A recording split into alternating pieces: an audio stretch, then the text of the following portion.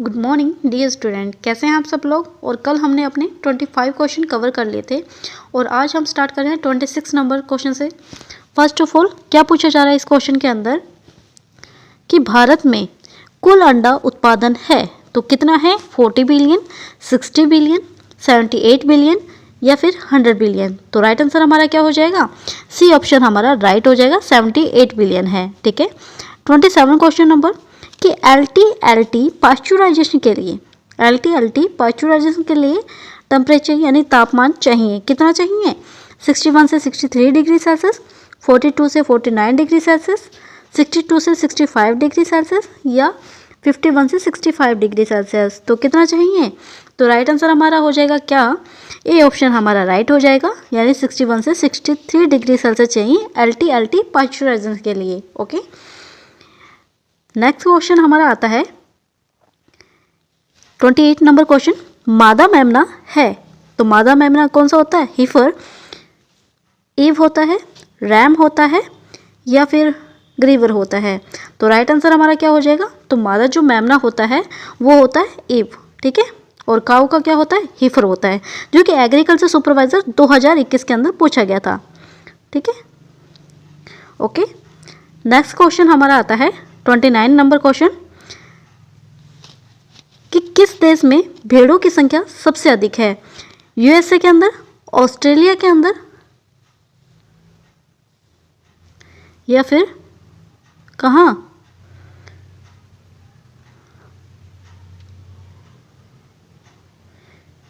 UK के अंदर या फिर भारत के अंदर। ठीक है। तो राइट आंसर हमारा क्या हो जाएगा, राइट आंसर हमारा हो जाएगा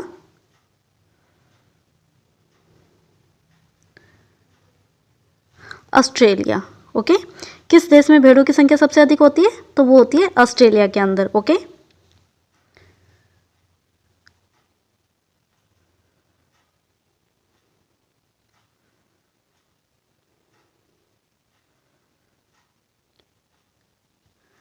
नेक्स्ट क्वेश्चन हमारा आता है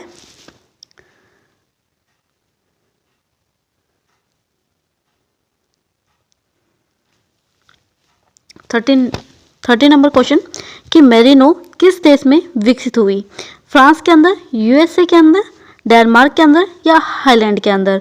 तो राइट आंसर हमारा क्या हो जाएगा, जो मेरिनो है वो किस देश में विकसित हुई थी, तो राइट आंसर हमारा हो जाएगा A option, France. Okay. 31 number question कि डोरसेट हॉर्न का ओरिजिन पैलेस यानी उत्पत्ति स्थान है यूएसए, इंग्लैंड, फ्रांस या डेनमार्क। तो राइट आंसर हमारा हो जाएगा बी ऑप्शन, इंग्लैंड के अंदर है। Okay. 32 number question stiff lamp बीमारी किसकी कमी से होती है, तो विटामिन ई की कमी से, विटामिन डी की कमी से, विटामिन B2 की कमी से या विटामिन B12 की कमी से। तो राइट आंसर हमारा क्या हो जाएगा, ए ऑप्शन हमारा राइट हो जाएगा, विटामिन ई की कमी से। ओके। स्टिफ लैम्प जो बीमारी होती है वो किसकी वजह से हो जाती है, तो वो हो जाती है विटामिन ई की कमी से। ओके। नेक्स्ट क्वेश्चन हमारा आता है 33 नंबर क्वेश्चन कि मोरेक्को चमड़ा यानी कि मोरेक्को लेदर किसकी त्वचा से बनता है, तो ऊंट से बनता है, घोड़े से बनता है, भेड़ से बनता है या बकरी से बनता है। तो डी ऑप्शन हमारा राइट हो जाएगा, बकरी से बनता है। मोरेक्को चमड़ा जो बनता है वो बकरी से बनता है। और अंगोरा ऊन के बारे में बात की जाती है तो वो खरगोश से। ठीक है। अंगोरा जो ऊन होती है वो खरगोश से। ठीक है, खरगोश से। और वैसे अगर पूछा जाए तो जो अंगोरा नस्ल है वो बकरी की है, नस्ल है वो किसकी है, बकरी की आती है। ओके। याद रखिएगा, काफ़ी बार एग्रीकल्चर कॉम्पिटिटिव के अंदर काफ़ी बार रिपीट होता है ये क्वेश्चन। ओके। 34 नंबर क्वेश्चन हमारा आता है 34 नंबर क्वेश्चन क्या कि भारत में बकरियों की संख्या है कितनी है, 142 मिलियन, 135 मिलियन या 150 मिलियन या फिर 112 यानी 1110 मिलियन है। तो कितनी है, राइट आंसर हमारा क्या हो जाएगा, राइट आंसर हमारा हो जाएगा बी ऑप्शन 135 मिलियन। ठीक है। और राजस्थान में बकरियों की संख्या सर्वाधिक कहाँ पाई जाती है, यानी कि कौन सी पशु की पाई जाती है, तो वो बकरियों की पाई जाती है। ये क्वेश्चन यानी एग्रीकल्चर सुपरवाइजर 2021 के अंदर पूछा गया था। सर्वाधिक किस पशु की संख्या है, तो वो है बकरी की, ठीक है। एग्रीकल्चर सुपरवाइजर 2021 के अंदर पूछा गया था सर्वाधिक पशुओं की संख्या में किसकी संख्या सबसे अधिक है, तो वो है बकरियों की। यह एग्रीकल्चर सुपरवाइजर 2021 के अंदर पूछा गया है। और भारत में बकरियों की संख्या की बात की जाती है तो वो 135 मिलियन है। ओके, नेक्स्ट क्वेश्चन हमारा आता है, हमने पढ़ा था अंगोरा ऊन किससे प्राप्त की जाती है, यानी अंगोरा ऊन किससे प्राप्त की जाती है, खरगोश की, तो खरगोश से। और अंगोरा जो नस्ल है वो है बकरी की। और 35 नंबर क्वेश्चन जो पूछा गया है वो है अंगोरा का ओरिजिन पैलेस यानी उत्पत्ति स्थान क्या है। अंगोरा का जो उत्पत्ति स्थान है वो कौन सा है, देखते हैं। यूरोप है, टर्की है, हॉलैंड है या भारत है। तो राइट आंसर हमारा क्या हो जाएगा, राइट आंसर हमारा हो जाएगा बी ऑप्शन। जो अंगोरा का ओरिजिन पैलेस है वो है टर्की, ठीक है। और ये है हॉलैंड। हॉलैंड किसका है ओरिजिन पैलेस, तो होल्स्टीन फ्रिजियन जो आपकी भैंस है उसका ओरिजिन पैलेस जो है होल्स्टीन फ्रिजियन है, जो कि एग्रीकल्चर सुपरवाइजर 2021 के अंदर पूछा गया है कि क्या होल्स्टीन फ्रिजियन का ओरिजिन पैलेस कौन सा है, हॉलैंड। ओके, याद रखिएगा। नेक्स्ट क्वेश्चन हमारा आता है, नेक्स्ट क्वेश्चन क्या है कि 36 नंबर क्वेश्चन क्या पूछा गया हमसे, टोगनबर्ग का ओरिजिन पैलेस यानी कि उत्पत्ति स्थान है, टोगनबर्ग का उत्पत्ति स्थान है कौन सा है, यूरोप है, स्विट्जरलैंड है, अफ्रीका है, यूएसए है। तो राइट आंसर हमारा क्या हो जाएगा, बी ऑप्शन हमारा राइट हो जाएगा, स्विट्जरलैंड है। ओके, यानी टोगनबर्ग का ओरिजिन पैलेस कौन सा है, स्विट्जरलैंड। ओके, 37 नंबर क्वेश्चन हमसे क्या पूछा गया है, पश्मीना ऊन, पश्मीना वूल जो है किससे प्राप्त की जाती है, किससे प्राप्त की जाती है, याक से प्राप्त की जाती है, मवेशी से, भेड़ से या बकरी से। तो डी ऑप्शन हमारा राइट हो जाएगा, पश्मीना ऊन जो है वो बकरी से प्राप्त की जाती है। ओके, किससे प्राप्त की जाती है, बकरी से। नेक्स्ट क्वेश्चन हमारा आता है क्या 38 नंबर क्वेश्चन क्या पूछ रहा है हमसे कि बकरी की द्विप्रजनशील नस्ल है तो कौन सी है, बारबरी है, जमुनापारी है, मारवाड़ी है या फिर ये क्या है, बैतूल है, ठीक है। तो बकरी की द्विप्रजन नस्ल है वो कौन सी है, द्विप्रजन जो नस्ल है वो कौन सी है, वो है जमुनापारी, ठीक है। अक्सर कॉम्पिटिटिव एग्जाम में, एग्रीकल्चर कॉम्पिटिटिव एग्जाम के अंदर जमुनापारी से रिलेटेड काफ़ी क्वेश्चंस रिपीट होते हैं, पूछे जाते हैं। तो इस नस्ल को अच्छे से पढ़िएगा आप, ठीक है। सभी एग्जाम के लिए, चाहे वो एग्रीकल्चर सुपरवाइजर का एग्जाम हो, प्री पीजी का एग्जाम हो, सभी एग्जाम के अंदर जमुनापारी से रिलेटेड एग्रीकल्चर सुपरवाइजर, सभी एग्जाम के अंदर क्वेश्चन ये रिपीट होते हैं। और एग्रीकल्चर सुपरवाइजर का तो फेवरेट क्वेश्चन है ये, ठीक है। तो जमुनापारी नस्ल को आप अच्छे से पढ़िएगा। नेक्स्ट क्वेश्चन हमारा आता है,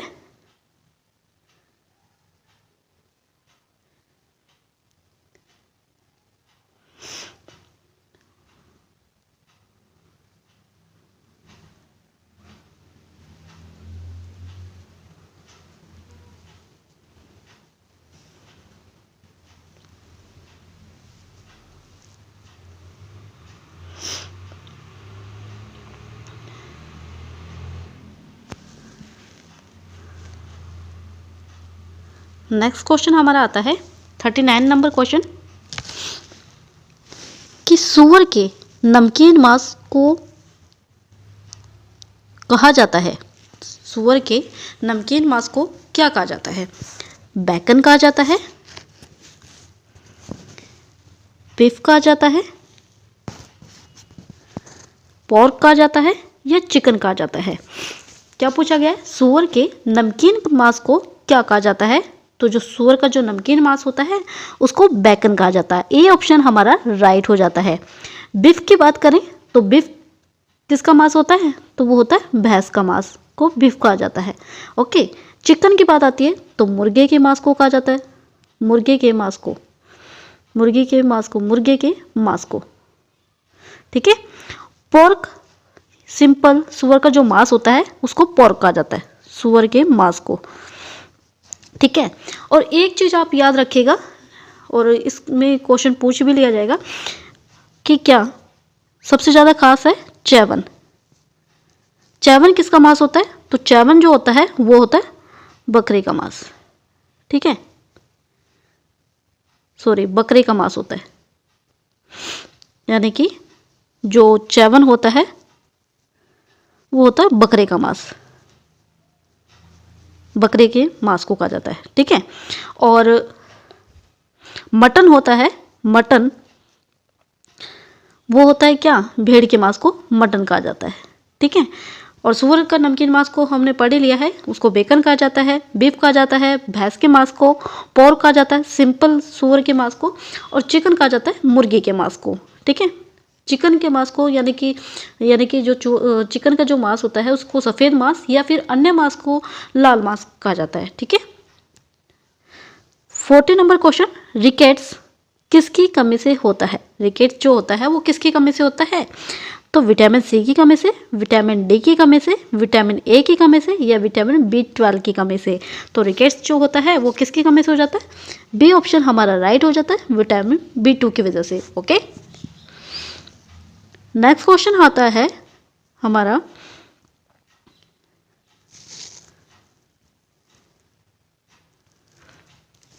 40 नंबर क्वेश्चन, रिकेट्स किसकी कमी से होता है?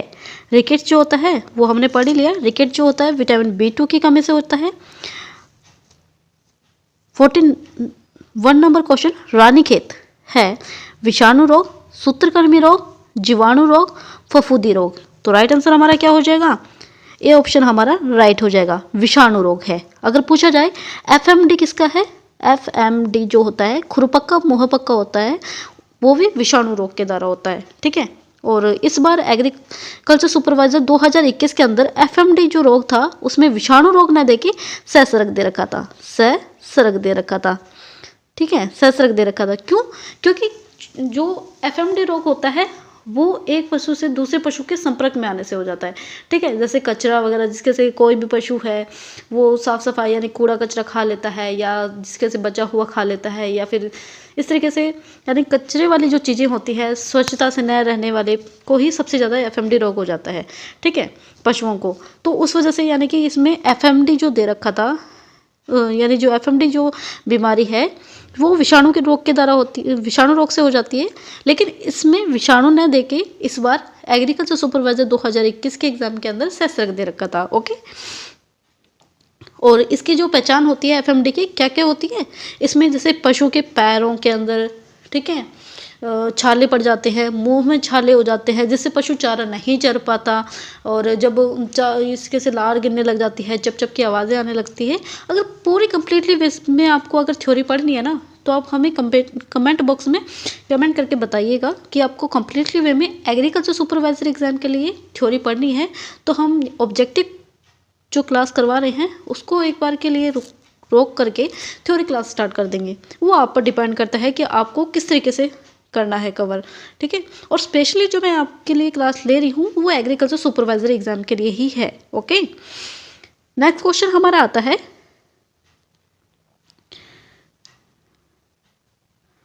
क्या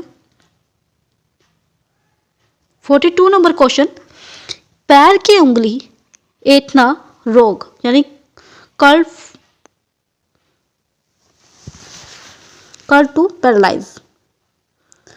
टू पैरालाइज किसकी कमी से होता है? यानी पैर की उंगली ऐंठना रोग किसकी कमी से होता है? विटामिन ए की वजह से, विटामिन सी की कमी से, विटामिन B2 की वजह से, विटामिन B12 की वजह से। तो किसकी कमी से हो जाता है? राइट आंसर हमारा हो जाएगा क्या? विटामिन B2, यानी कि ऑप्शन नंबर सी हमारा राइट हो जाएगा, ठीक है। 43 नंबर क्वेश्चन जो है वो है मछली उत्पादन अधिकतम होता है। मछली उत्पादन जो होता है वो अधिकतम होता है पश्चिम बंगाल में, उत्तर प्रदेश में, केरल में और तमिलनाडु में, ठीक है। तो कहाँ पे होता है सबसे अधिक? तो वो होता है कहाँ पे? पश्चिम बंगाल में। ए ऑप्शन हमारा राइट हो जाएगा। ओके। और कल मैंने आपको पढ़ाया था ब्लू रेवोल्यूशन किससे रिलेटेड है। आप मुझे कमेंट बॉक्स में इसका आंसर कमेंट करके बताएंगे, क्योंकि मैंने आपको कल ही पढ़ाया था ये। नेक्स्ट क्वेश्चन हमारा आता है,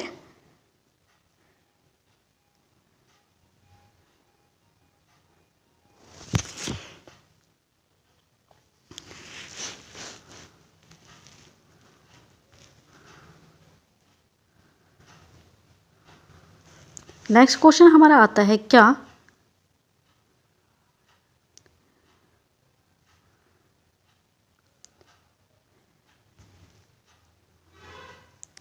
44 नंबर क्वेश्चन क्या पूछा गया है? अंडे का छिलका किस तत्व से बना होता है? अंडे का छिलका जो होता है वो किस तत्व का बना होता है?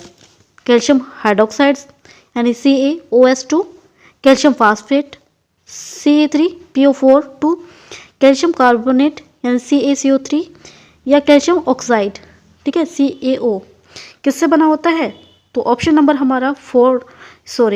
नंबर सी हमारा राइट हो जाएगा। 44 नंबर क्वेश्चन का कैल्शियम कार्बोनेट का बना होता है। किसका बना होता है? कैल्शियम कार्बोनेट का बना होता है। अंडे का जो छिलका होता है किस तत्व से बना होता है? कैल्शियम कार्बोनेट के कारण, जिसके कारण क्या होता है, अंडे के जो देखते हैं कठोरपन होता है बाहर से, ठीक है, और अंदर से लिक्विड वे में रहता है, ठीक है। नेक्स्ट क्वेश्चन हमारा आता है, क्या 45 नंबर क्वेश्चन हमसे क्या पूछा गया है? 45 नंबर क्वेश्चन क्या है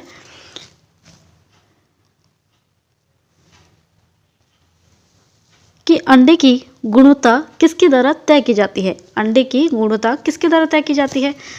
तो किसके द्वारा तय की जाती है? कैटलिंग के द्वारा, एनियलिंग के द्वारा, तापमान परीक्षण टेम्परेचर टेस्ट के द्वारा, या पीएच मान के द्वारा। तो किसके द्वारा जांच की जाती है? अंडे की गुणवत्ता किसके द्वारा तय की जाती है? तो किसके द्वारा तय की जाती है? वो की जाती है कैनलिंग के द्वारा। किसके द्वारा? कैनलिंग के द्वारा। 46 नंबर क्वेश्चन क्या है कि अंडे का पीला रंग किसकी वजह से होता है? अंडे का जो पीला रंग है वो किसकी वजह से होता है? कैरोटीन की वजह से, एंथोसाइनिन की वजह से, विटामिन बी की वजह से, या जैंथोफिल की वजह से। तो ऑप्शन नंबर हमारा डी राइट हो जाएगा, जैंथोफिल की वजह से। अंडे का जो पीला रंग होता है वो किसकी वजह से होता है? वो हो जाता है जैंथोफिल की वजह से, ठीक है। और कैरोटीन, दूध का पीला रंग किसकी वजह से होता है? कल ही मैंने आपको पढ़ाया था किसकी वजह से होता है? कैरोटीन की वजह से, दूध का पीला रंग। ओके। और दूध का सफ़ेद रंग पूछा जाए, अगर सफ़ेद रंग पूछा जाए, दूध का पीला रंग तो होता है कैरोटीन की वजह से। अगर सफ़ेद रंग पूछा जाए, सफ़ेद रंग, दूध का सफ़ेद रंग केसिन की वजह से। किसकी वजह से? केसिन की वजह से। ओके। नेक्स्ट क्वेश्चन हमारा आता है,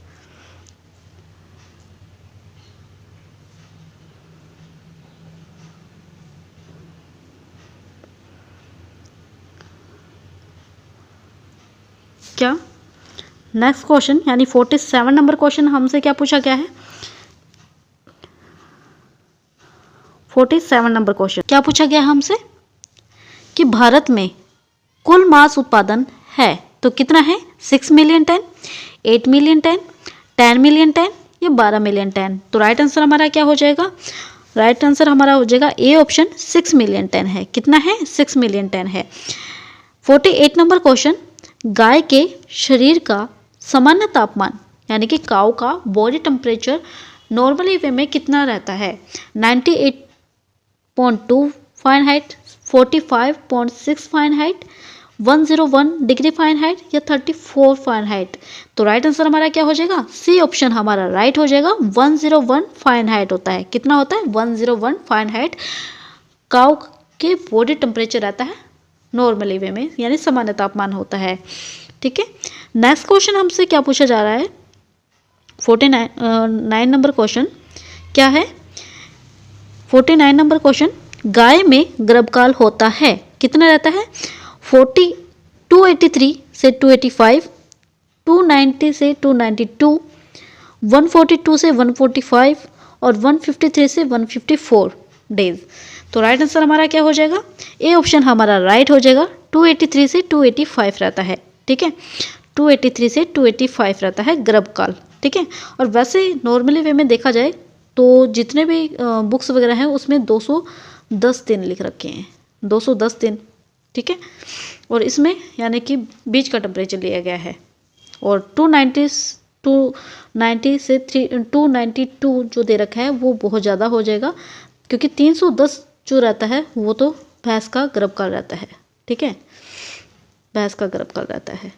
और बाकी तो मैंने आपको क्लियरली वे में जितने भी गर्भकाल वगैरह थे सबके बारे में मैंने थ्योरी क्लास में पढ़ा रखा है, आप वहाँ जाकर पूरा कम्प्लीटली वे में ईजिली वे में पढ़ सकते हैं, ठीक है। फिर आता है यानी कि नेक्स्ट क्वेश्चन हमारा 50 नंबर क्वेश्चन। क्या पूछा गया हमसे? 50 नंबर क्वेश्चन, मुर्गी के शरीर का तापमान होता है, मुर्गी के शरीर का जो तापमान होता है वो कितना होता है? 34 degree Fahrenheit, 51 degree Fahrenheit, 107 degree Fahrenheit या 120 डिग्री फ़ारेनहाइट। तो राइट आंसर हमारा क्या हो जाएगा? सी ऑप्शन हमारा राइट हो जाएगा। 107 डिग्री फ़ारेनहाइट होता है। कितना होता है? 107 डिग्री फ़ारेनहाइट मुर्गी की बॉडी का टेम्परेचर होता है, ठीक है। नेक्स्ट क्वेश्चन हमारा आता है 51 नंबर क्वेश्चन। क्या पूछा गया है इसमें?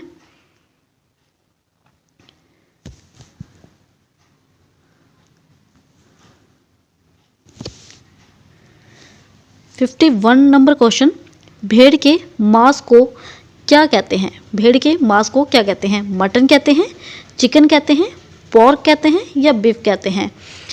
तो भेड़ का जो मांस होता है मैंने पहले जब क्लास स्टार्ट की थी तब भी बता दिया था और अब वापस रिपीट कर देती हूँ। भेड़ का जो मांस होता है उसको मटन कहा जाता है। भेड़ के मांस को क्या कहा जाता है? मटन कहा जाता है। वहीं पे बात आती है चिकन किसके मांस को कहा जाता है? तो मुर्गी के मांस को कहा जाता है, ठीक है। और बीफ कहा जाता है भैंस के मांस को, भैंस के मांस को, ठीक है। और पोर्क कहा जाता है किसके मांस को? तो वो कहा जाता है सूअर के मांस को, ठीक है। और थ्योरी क्लास में भी कम्प्लीटली वे में मैं आपको पढ़ा चुकी हूँ। जितने भी यानी जो काऊ हो या आपका बफेलो हो, पिग हो, ठीक है, शिप हो, गोट हो, सबके बारे में मैंने क्लियरली वे में मांस के बारे में पढ़ा चुकी हूँ, किस किस के मांस को क्या क्या कहा जाता है। और फिर भी आपको दिक्कत आए तो मैंने थ्योरी क्लास करवा रखी है और क्लास अपलोड भी कर रखी है, तो आप देख सकते हैं। ओके। 52 नंबर क्वेश्चन, सफ़ेद क्रांति यानी वाइट रेवोल्यूशन किससे संबंधित है?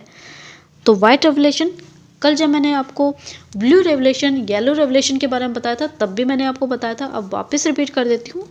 जो वाइट रेवोल्यूशन है वो है मिल्क के बारे में यानी दूध के बारे में, ठीक है। नेक्स्ट क्वेश्चन हमारा आता है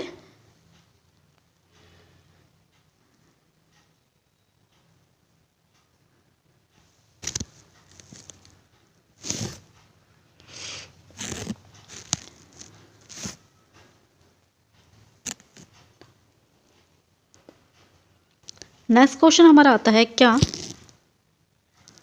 1 सेकेंड,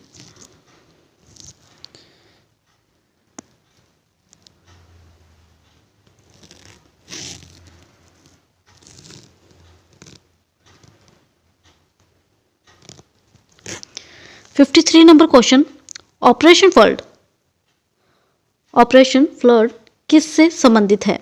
अफीम से, कपास से, चावल से, दूध से। तो ऑपरेशन जो फ्लड है वो किससे संबंधित है आपका? वो संबंधित है आपका ऑपरेशन फ्लड। ऑपरेशन फ्लड जो है वो है आपका दूध से, ठीक है। किससे है? दूध से है, ओके। और कंप्लीटली वे में अगर आपको थ्योरी चाहिए इसमें तो आप कमेंट बॉक्स में कमेंट करके बताइएगा। कंप्लीटली वे में मैं आपको समझा दूंगी कि जो मिल्क डे है वो कब बनाया जाता है, किसके वे पे बनाया जाता है, यानी ऑपरेशन फ्लड क्रांति यानी कि दूध को बढ़ाने के लिए जो क्रांति लाई गई थी, श्वेत क्रांति, वो कब कौन लेके आया था। कंप्लीटली वे में मैं आपको सब पढ़ा दूंगी, लेकिन आपकी डिमांड होनी चाहिए कि भाई हाँ हमें थ्योरी पढ़नी है, कंप्लीटली वे में पढ़नी है, तो वो तब का तब, ठीक है। लेकिन क्वेश्चन वे पे मैं आपको इतना पूरा क्लियरली वे में नहीं बताऊंगी, ओके। नेक्स्ट क्वेश्चन हमारा आता है कि 54 नंबर क्वेश्चन, वर्ष 2014-15 में प्रति व्यक्ति प्रतिदिन दूध उपलब्धता कितनी थी? 132 ग्राम, 121 ग्राम, 322 ग्राम, 231 ग्राम। तो कितनी थी? राइट आंसर हमारा हो जाएगा 54 नंबर क्वेश्चन का सी ऑप्शन राइट हो जाएगा हमारा, 322 ग्राम। ओके, कितना हो जाएगा? सी ऑप्शन हमारा राइट हो जाएगा 322 ग्राम। ठीक है, और एक चीज़ मैं आपको बता दूं, ये तो ये ऑप्शन जो है क्वेश्चन है वो अक्सर कई बार पूछा जाता है, चाहे वो टीचर लेवल्स का एग्ज़ाम हो या फिर आपके एग्रीकल्चर कॉम्पिटिटिव एग्ज़ाम। श्वेत क्रांति जो लेके आए थे उनका नाम क्या था? तो वर्गीस कुरियन, नाम याद रखेगा। ठीक है, वर्गीस कुरियन। ठीक है, और कंप्लीटली वे में मैं आपको थ्योरी पढ़ा दूंगी।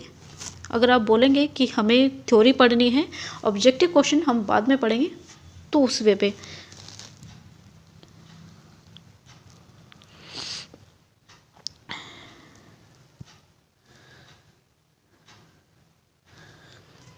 फिफ्टी 55 नंबर क्वेश्चन, भारत में कुल दूध उत्पादन 2016-17 है कितना है? 160 million ton, 97.1 million ton, 80 million ton, 60 million ton. तो राइट आंसर हमारा क्या हो जाएगा? ये ऑप्शन हमारा राइट हो जाएगा, 160 मिलियन टन है। ठीक है, भारत में कुल दूध उत्पादन कितना है 2016-17 के अनुसार? तो 160 मिलियन टन है। कितना है? 160 मिलियन टन। नेक्स्ट क्वेश्चन हमसे पूछा गया है,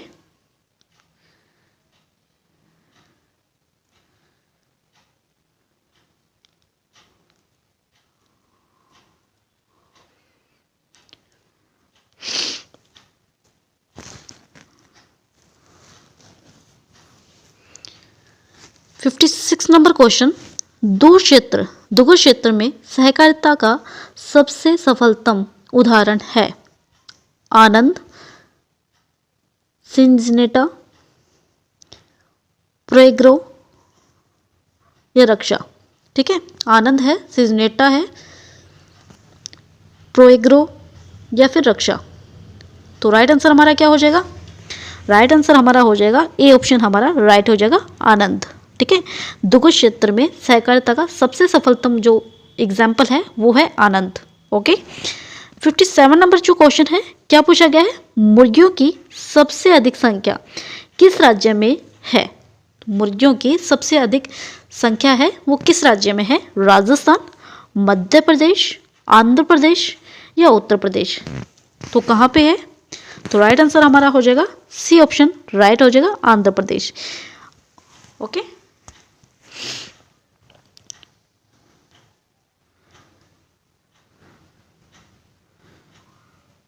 नेक्स्ट क्वेश्चन हमारा आता है 58 नंबर क्वेश्चन, मोरैक्स बीमारी पाई जाती है। मोरैक्स जो बीमारी है वो पाई जाती है मवेशी में, मुर्गियों में, भेड़ में या बकरी में। तो मोरैक्स जो होती है तो किस में पाई जाती है? मुर्गियों में पाई जाती है। किस में पाई जाती है? मुर्गियों में। एग्रीकल्चर सुपरवाइजर 2021 के अंदर पूछा गया था, न्यू कैसल डिजीज जो बीमारी है, न्यू कैसल जो बीमारी है वो किस में पाई जाती है? मुर्गियों में पाई जाती है। ठीक है, एग्रीकल्चर सुपरवाइजर 2021 के अंदर पूछा गया था। ठीक है, याद रखिएगा, वापस रिपीट हो सकता है। तो हमेशा आप जब भी कोई कॉम्पिटिटिव एग्जाम दे, ये जरूरी नहीं है एग्रीकल्चर के अंदर ही ऐसा होता है, जिसका भी आप एग्जाम देते हैं पुराने क्वेश्चन जरूर पढ़ के जाइएगा, क्योंकि 55% से अबव 50% से अबव पुराने क्वेश्चन में ही से ही रिपीट होता है। 2018 के अंदर एग्रीकल्चर सुपरवाइजर का जो एग्ज़ाम हुआ था, यानी 2019 के अंदर एग्रीकल्चर सुपरवाइजर का एग्ज़ाम हुआ था, और उसमें पूछा गया था बारबेडेसी चेरी किसे कहा जाता है। ठीक है, बारबेडेसी चेरी जो है यानी किसे कहा जाता है, यानी पूछा गया था सबसे ज़्यादा विटामिन सी किस में पाया जाता है? बारबेडेसी चेरी में पाया जाता है। जबकि अधिकतर स्टूडेंट ऐसे थे उनको बारबेडेसी चेरी का ही नहीं पता था। ठीक है, तो आप हमेशा, और जबकि ये जो बारबेडेसी चेरी वाला जो क्वेश्चन है वो जेआरएफ के एग्ज़ाम के अंदर पूछा गया था। ठीक है, तो आप हमेशा पुराने पेपर जरूर पढ़ के जाइएगा, काफ़ी क्वेश्चंस रिपीट होते हैं। अब जैसे अगर आप लोग एग्रीकल्चर सुपरवाइज़र की प्रिपरेशन कर रहे हैं तो एग्रीकल्चर सुपरवाइज़र के अंदर जितना ज़्यादा हो सकता है आप जेट के एग्ज़ाम पेपर सॉल्व जरूर करके जाइएगा, क्योंकि एग्रीकल्चर सुपरवाइज़र के अंदर जेट के जो क्वेश्चन होते हैं पुराने मॉडल पेपर यानी कि 2004 से लेके जितने भी एग्ज़ाम हुए हैं जेट के, ठीक है, आप पढ़ के जाइएगा और फिर देखिएगा पुराने क्वेश्चंस के अंदर से ही एग्रीकल्चर सुपरवाइज़र के क्वेश्चन आपको मिल जाएंगे। चाहिए आप 2021 का पेपर मिला के देख लीजिए, चाहिए 2019 का पेपर मिला के देख लीजिए, जेट के क्वेश्चन से ही उठकर एग्रीकल्चर सुपरवाइज़र में पूछे जाते हैं। ओके, 59 नंबर क्वेश्चन क्या आता है कि अल्पाइन किसकी नस्ल है। अल्पाइन जो है वो किसकी नस्ल है, बकरी की है, मुर्गी की है, भेड़ की है, मवेशी की है। तो राइट आंसर हमारा क्या हो जाएगा, ए ऑप्शन हमारा हो जाएगा राइट, यानी अल्पाइन जो है बकरी की नस्ल है। ओके,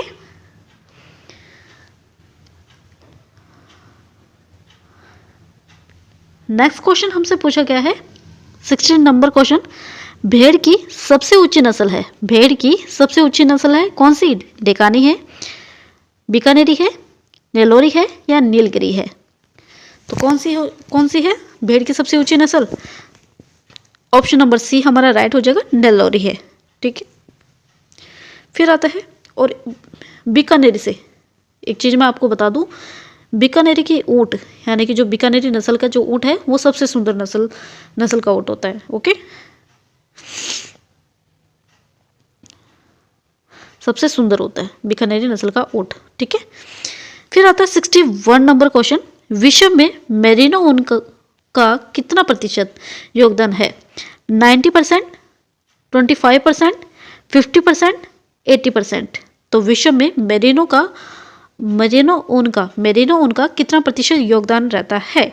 तो राइट आंसर हमारा क्या हो जाएगा, राइट आंसर हमारा हो जाएगा डी ऑप्शन 80%। और एक चीज़ मैं आपसे पूछना चाहती हूँ, कमेंट बॉक्स में कमेंट करके जरूर बताइएगा, राजस्थान की मेरिनो भेड़ की किस नस्ल को कहा जाता है। राजस्थान की मेरिनो किस नस्ल को कहा जाता है। ठीक है, कमेंट बॉक्स में कमेंट करके जरूर बताइएगा। और एग्रीकल्चर सुपरवाइजर 2021 में आप लोगों से ये पूछा भी गया है, तो आप जरूर बताइएगा। ओके, नेक्स्ट क्वेश्चन हमारा आता है क्या, नेक्स्ट क्वेश्चन आता है हमारा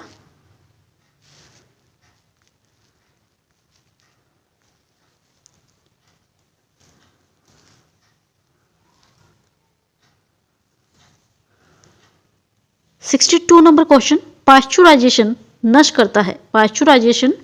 करता है जीवाणु स्पोर्स सहित जीवाणु के जीवित स्पोर्स, जीवाणु प्लस फफूंदी, जीवाणु प्लस विषाणु। तो राइट आंसर हमारा क्या हो जाएगा, बी ऑप्शन हमारा राइट हो जाएगा, जीवाणु के जीवित स्पोर्स। क्या हो जाएगा, जीवाणु के जीवित स्पोर्स, यानी बी ऑप्शन हमारा राइट हो जाएगा। 63 नंबर क्वेश्चन क्या आता है, 63 नंबर क्वेश्चन क्या पूछा गया है, कुल दुग्ध प्रोटीन में कैसीन कितना परसेंट प्रतिशत होता है। कुल दुग्ध प्रोटीन में कैसीन कितना प्रतिशत होता है, तो 60 से 65%, 70 से 71%, 42 से 45%, 80 से 83%। तो राइट आंसर हमारा क्या हो जाएगा, डी ऑप्शन हमारा राइट हो जाएगा, 80 से 83%।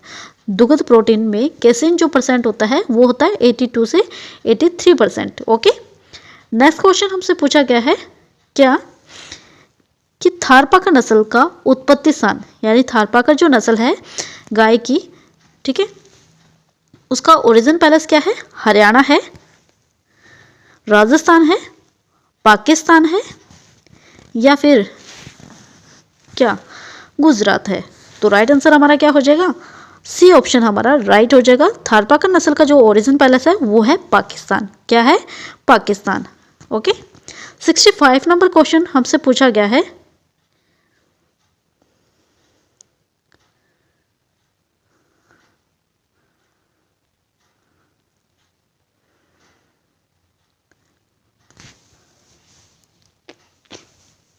(65) नंबर क्वेश्चन क्या पूछा गया हमसे,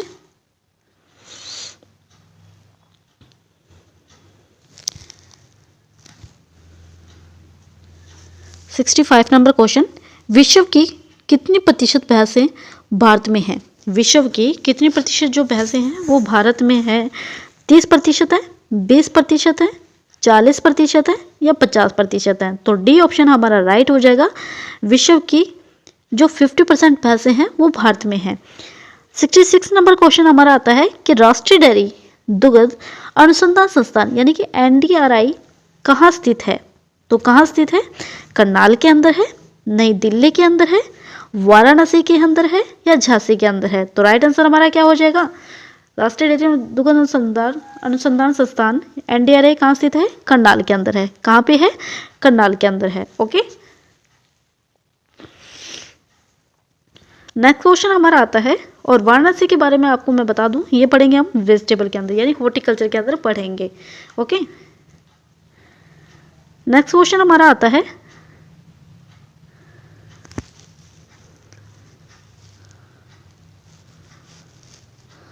(67) नंबर क्वेश्चन।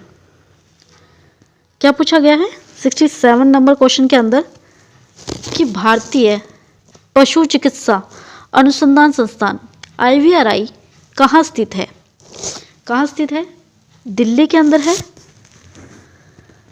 करनाल के अंदर है, इज्जत नगर के अंदर है या झांसी के अंदर है?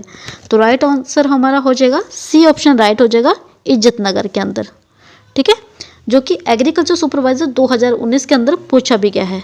एग्रीकल्चर सुपरवाइजर 2019 के अंदर पूछा गया है। ओके, और भैंस का हमने पढ़ लिया था, तो वो है करनाल यानी NDRI कहाँ पे स्थित है? करनाल के अंदर है। ठीक है, अभी जस्ट हमने पढ़ा था। ठीक है, नेक्स्ट क्वेश्चन हमारा आता है क्या कि 68 नंबर क्वेश्चन, घोड़ों से संबंधित राष्ट्रीय अनुसंधान केंद्र कहाँ स्थित है? घोड़ों से संबंधित राष्ट्रीय अनुसंधान केंद्र कहाँ स्थित है? हिसार के अंदर है, लुधियाना के अंदर है, करनाल के अंदर है या फिर नई दिल्ली के अंदर है? तो कहाँ पे है? वो है राइट आंसर हमारा ए हो जाएगा, यानी जो घोड़ों से संबंधित राष्ट्रीय अनुसंधान केंद्र है वो है हिसार के अंदर। कहाँ स्थित है? हिसार के अंदर। नेक्स्ट क्वेश्चन हमारा आता है 69 number question.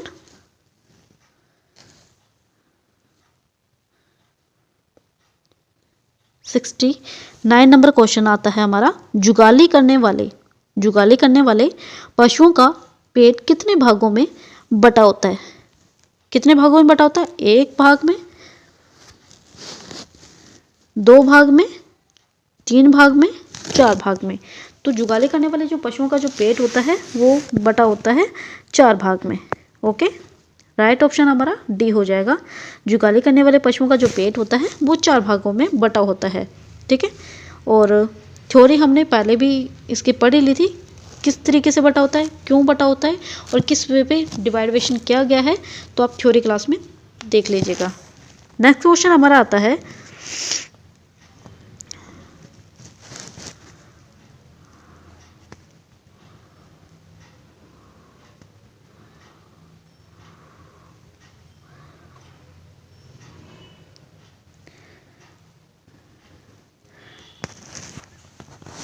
Seventy number question में हमसे क्या पूछा गया है, जुगाली करने वाले पशुओं के पेट का कौन सा हिस्सा वास्तविक पेट यानी कि ट्रू स्टोमच होता है?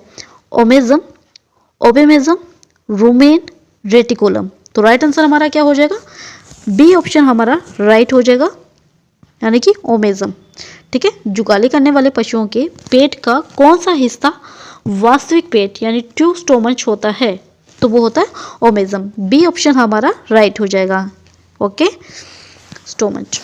फिर आता है जुगाली करने वाले 71 नंबर क्वेश्चन, जुगाली करने वाले पशुओं के पेट का सबसे बड़ा हिस्सा क्या कहलाता है? तो क्या कहलाता है? ओमेजम कहलाता है, ओबेमेजम कहलाता है, रूमेन कहलाता है, रेटिकुलम कहलाता है? तो राइट आंसर हमारा क्या हो जाएगा? सी ऑप्शन हमारा राइट हो जाएगा। ओके, यानी कि सी ऑप्शन हमारा राइट हो जाएगा। कैसा होता है? रूमेन होता है। जुगाली करने वाले पशुओं के पेट का सबसे बड़ा जो हिस्सा होता है रूमेन होता है। ओके, याद रखिएगा। 72 नंबर क्वेश्चन, निम्नलिखित में से कौन जुगाली करने वाला नहीं है? घोड़ा है, भेड़ है, घोड़ा है, भेड़ दोनों है। तो राइट आंसर हमारा क्या हो जाएगा? राइट आंसर हमारा हो जाएगा ए ऑप्शन। जो जुगाली नहीं करते वो है ओनली घोड़ा, ठीक है, जो कि जुगाली नहीं करता, ठीक है। नेक्स्ट क्वेश्चन हमारा आता है,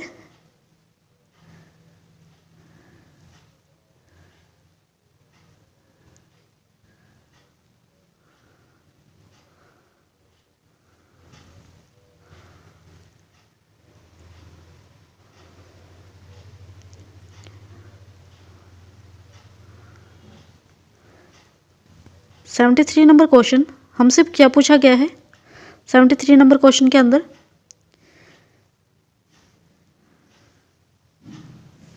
73 नंबर क्वेश्चन, जर्सी गाय का ओरिजिनल पैलेस यानी उत्पत्ति स्थान है डेनमार्क, इंग्लैंड, हॉलैंड या यूएसए। तो राइट आंसर हमारा क्या हो जाएगा? जर्सी गाय का जो ओरिजिनल पैलेस है वो कौन सा है?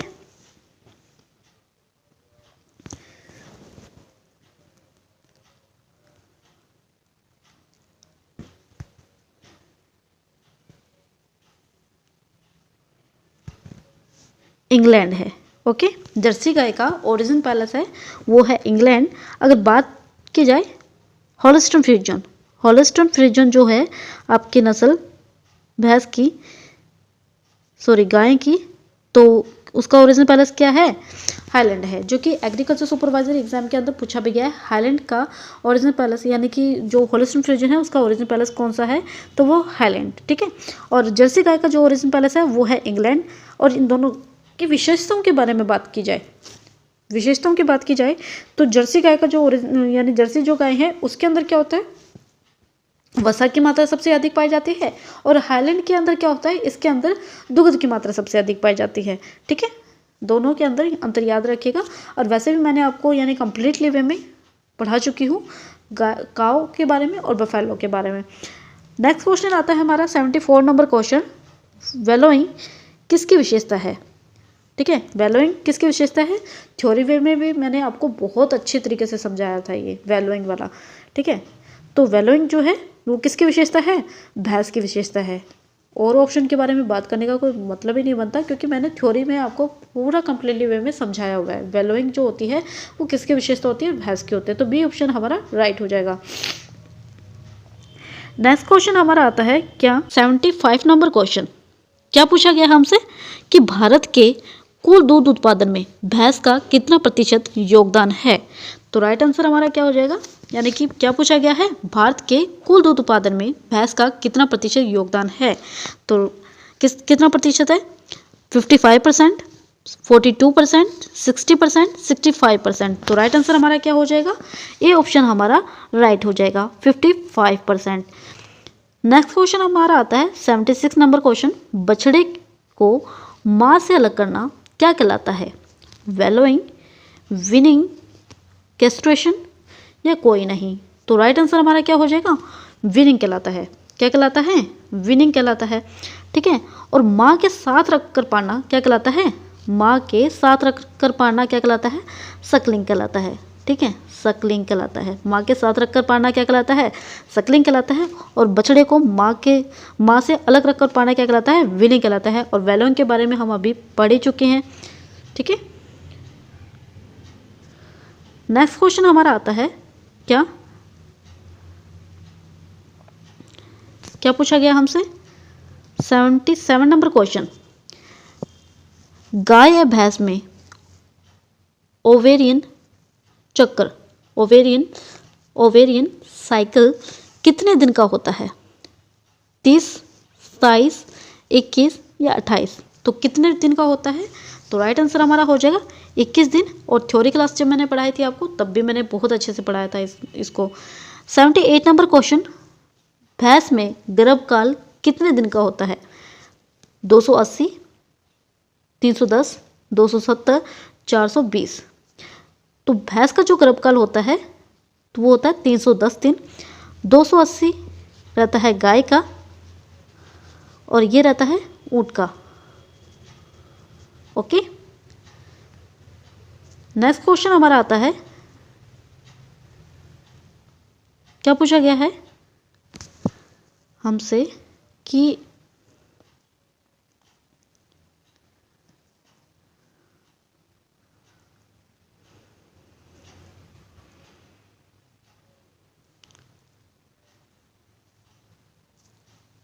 सेवेंटी 79 नंबर क्वेश्चन, पशुओं में ऋतुकाल अवस्था को क्या कहते हैं? पूर्व मध्यकाल, मध्यकाल, अंत मध्यकाल, द्विमध्यकाल। राइट आंसर हमारा क्या हो जाएगा? पशुओं में ऋतुकाल यानी हीट अवस्था को क्या कहा जाता है? तो वो कहा जाता है पूर्व मध्यकाल यानी प्रोस्ट्रस कहा जाता है, यानी पूर्व मध्यकाल कहा जाता है। पशुओं में ऋतुकाल की अवस्था को प्रोस्ट्रस कहा जाता है। ओके, नेक्स्ट क्वेश्चन हमारा आता है क्या?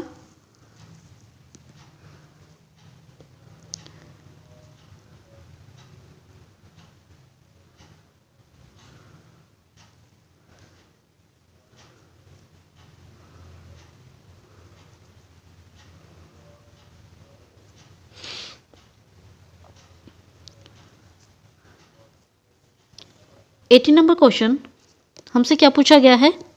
मध्यकाल चक्र यानी कि ओस्टर्स साइकिल की सबसे लंबी अवस्था है। ओस्टर साइकिल यानी मध्यकाल चक्र की सबसे लंबी अवस्था है पूर्व मध्यकाल, मध्यकाल, अंत मध्यकाल या द्विमध्यकाल। तो राइट आंसर हमारा क्या हो जाएगा? वो होता है द्विमध्यकाल, यानी डी ऑप्शन हमारा राइट हो जाएगा। मध्यकाल चक्र यानी ओस्टर साइकिल की सबसे लंबी अवस्था है वो है द्विमध्यकाल।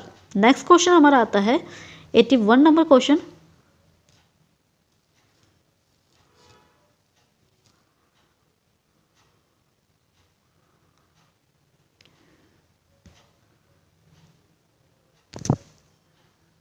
क्या पूछा गया हमसे 81 नंबर क्वेश्चन के अंदर?